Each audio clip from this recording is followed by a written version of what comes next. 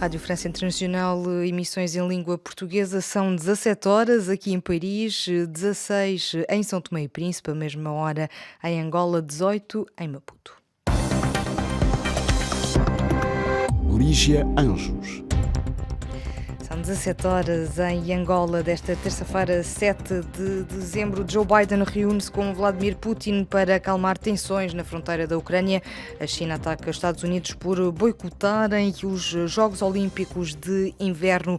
A Guiné-Bissau reforça a vigilância face à nova variante Omicron. Estes são alguns dos títulos que vamos desenvolver neste jornal sob comando técnico de Rémi Vivian. Os presidentes dos Estados Unidos e da Rússia, Joe Biden e Vladimir Putin, reúnem-se hoje por videoconferência num momento de agravamento de tensões bilaterais devido à concentração de tropas russas junto à fronteira com a Ucrânia. Sandra Fernandes, especialista da Rússia na Universidade do Minho, em Portugal, alega que esta situação se pode enquadrar numa estratégia russa para impedir a estabilização da Ucrânia, para impedir a integração na NATO.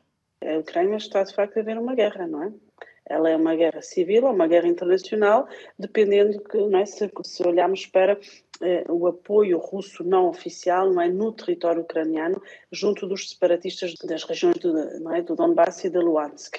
Portanto, é um país que não é um país soberano, de facto, não é? Não controla parte do seu território, a leste, e perdeu soberania sobre a Crimeia, não é? Que foi anexada ou reintegrada pela Rússia. Portanto, é um país claramente desestabilizado. A primeira linha de leitura sobre a destabilização atual e a subida de escalada, não é? Pela movimentação de tropas russas, é de facto aqui um sinal muito claro para a organização do Tratado do Atlântico Norte, no sentido de uma Ucrânia instável de não se tornar um membro, não é, da NATO. E essa porta foi mantida semi-aberta depois da Cimeira de Bucareste em 2008 para a Ucrânia e para a Geórgia, mas claramente é algo que os russos têm como linha vermelha e é uma das leituras importantes a ter em conta quando se quer perceber o porquê, não é, dessas movimentações assertivas e ofensivas por parte da Rússia. A leitura de Sandra Fernandes, especialista da Rússia na Universidade do Minho, entrevistada por Miguel Martins. Este é o segundo encontro entre os dois líderes, russo e norte-americano, e decorre numa altura de forte tensão nas relações russo-ucranianas. Foi detido aqui em Paris o presumível autor do assassínio do jornalista Khashoggi. A detenção aconteceu esta manhã no aeroporto Charles de Gaulle. Trata-se de Khalid Al-Otaib e tem 33 anos e preparava-se para viajar rumo a Riad, na Arábia Saudita. Os Jogos Olímpicos do Inverno vão realizar-se em Pequim no próximo mês de fevereiro, entre dia 4 e 20. Os Estados Unidos justificaram a ausência dos diplomatas pela violação dos direitos humanos, genocídio e crimes contra a humanidade em Xinjiang. A China responde ao ataque com duras críticas. A decisão dos Estados Unidos tem apenas uma alçada política, uma vez que o boicote não abrange os atletas norte-americanos que vão poder participar nos Jogos Olímpicos de Inverno. Antigo diretor do Instituto de Estudos de Segurança da União Europeia, Álvaro Vasconcelos, considera que teria sido um erro aplicar um boicote semelhante àqueles que aconteceram durante a Guerra Fria. Por um lado, temos que entender que não é um boicote aos Jogos Olímpicos de Pequim como aquele que aconteceu aos Jogos Olímpicos de Moscou durante a Guerra Fria. Ou seja, os atletas americanos vão poder competir nos Jogos Olímpicos de Pequim. Até um boicote que eles chamam boicote diplomático, em que não haverá representações, como costuma haver, não haverá uma representação do governo americano, nem nenhum membro do governo, nem nenhum diplomata americano. Portanto, os Estados Unidos, do ponto de vista diplomático, não estarão representados nos Jogos Olímpicos de Inverno de Pequim.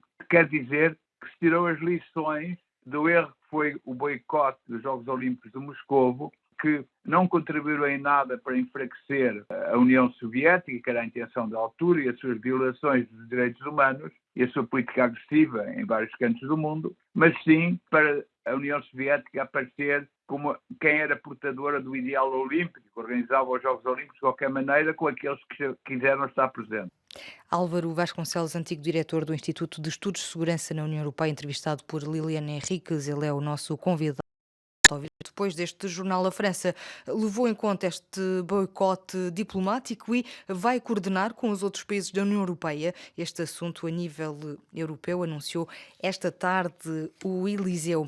A Organização Mundial de Saúde apelou perante a evolução da pandemia de Covid-19 uma melhor proteção das crianças de 5 a 14 anos, a faixa etária mais afetada neste momento.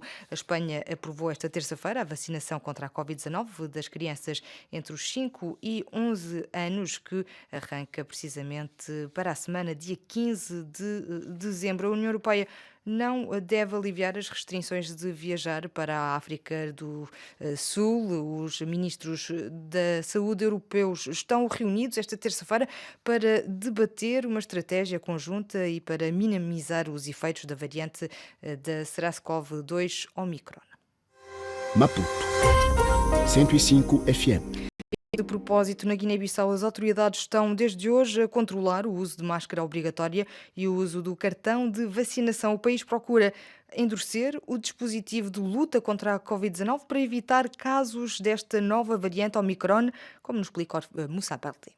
Com a variante Omicron do novo coronavírus em Portugal e anunciado também no Senegal, dois países com uma ligação importante com a Guiné-Bissau, as autoridades sanitárias endureceram as medidas do controle da mobilidade de pessoas. A partir de hoje, entrar no serviço público, escolas, estabelecimentos hospitalares e em todos os postos de fronteiras da Guiné-Bissau só pode ser mediante a apresentação de certidão de vacinação completa e uso correto de máscara facial. Nas ruas de Bissau, por exemplo, é visível que a polícia está a parar pessoas para lhes perguntar pelo cartão de vacina e ainda a exigir o uso correto da máscara. O Alto Comissariado contra a Covid-19 quer passar a exigir aos passageiros que chegam ao país, sobretudo de Portugal e do Senegal, a realização de testes rápidos para quem entra no aeroporto internacional Osvaldo Vieira e ainda nos postos de fronteira terrestre. Até aqui, quem chegasse ao aeroporto era obrigado apenas a mostrar o cartão de vacina e ainda um documento a comprovar que tem um teste PCR negativo. Apesar de várias campanhas de vacinação, apenas cerca de 35% da população-alvo tem a imunização completa na Guiné-Bissau. Continua a crença entre os guineenses de que a vacina contra a Covid-19 poderá trazer outras consequências à pessoa imunizada. Com a ameaça da variante Omicron, as autoridades querem endurecer medidas para obrigar as pessoas, pelo menos, a se vacinarem. Moussa Balde, Bissau, RFI. A União Africana que apelou hoje à revogação urgente das proibições seletivas de viagem impostas a alguns dos Estados-membros da África Austral devido a esta variante Omicron do coronavírus, sublinhou que as provas científicas não são sustentadas. As proibições de viagem para e de entrada de viajantes provenientes de Estados africanos da África Austral, incluindo Moçambique, limitam a livre circulação de pessoas e bens e têm um impacto negativo, imediato e significativo na região, alertou esta terça-feira a União Africana. Em Cabo Verde, existe um novo ministro do Mar que tomou ontem posse, Abraão Vicente, ele que é também ministro da Cultura e das Indústrias Criativas, substituiu o cargo de Paulo Veiga. O governante admite ter muitos desafios pela frente.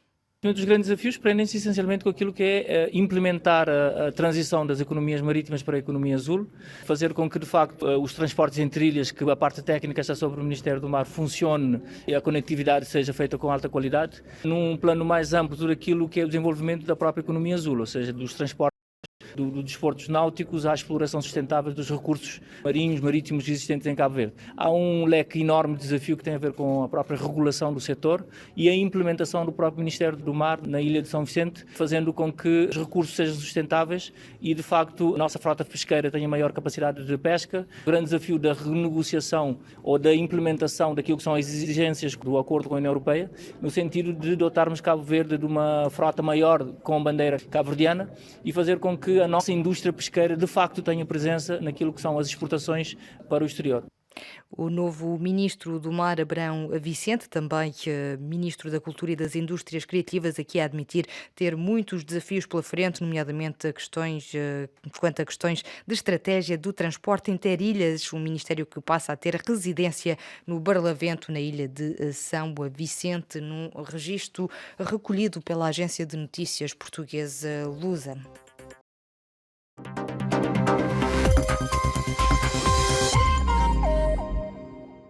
Rádio França Internacional. E nesta terça-feira